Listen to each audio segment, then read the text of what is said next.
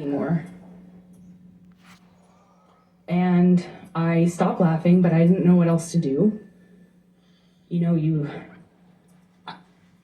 I didn't know what to do. You would think you would have a response, but I, as a woman, had never been hit like that. I'm an adult, and I'm sitting next to the man I love, and he slapped me for no reason, it seemed like, and I missed the point. It was that stupid. Second slap, I know he's not kidding, but I don't know what else to say or do, so I just stared at him. I didn't say anything, I didn't react, I didn't move or freak out or defend myself or say, what are you doing? You're crazy. I just stared at him because I didn't know what else to do. And he slaps me one more time. Hard. I lose my balance. At this point, we're sitting next to each other on the edge of the couch, or I was on the edge of the couch. And I'm all of a sudden realizing that the worst thing has just happened to me that could possibly happen to you. I realized that I wish so much he had said he was joking, because it didn't hurt. It didn't physically hurt me. I was just sitting there on this carpet, looking at the dirty carpet, wondering how I wound up on this carpet and why I never noticed that the carpet was so filthy before, and I just didn't know what else to do. I didn't know what to say. I didn't know how to react. I just sat there thinking, how much time do I have till I figure out what I need to do? Because, God, did he just hit me?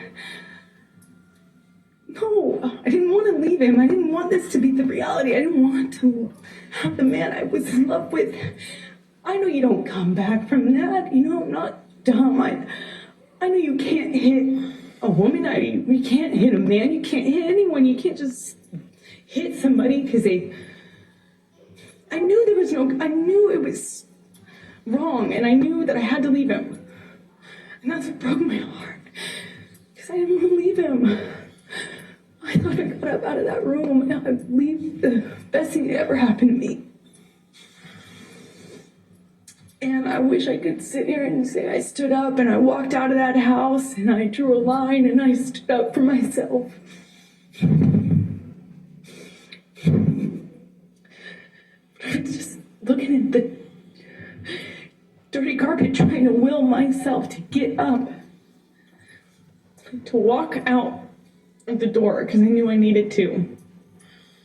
And I really slowly, I stood up, and I remember looking at him in the eye and just looking at him, frankly, because I didn't know what else to do.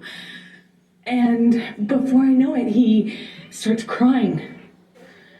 And, you know, like, I had never seen an adult man cry. I didn't even really see my dad cry at my grandma's funeral. You know, it's weird. And he's crying.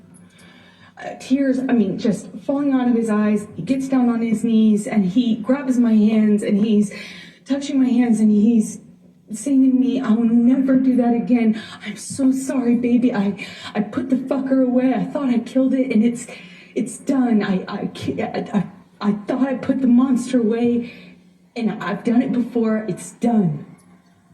But on his knees. And I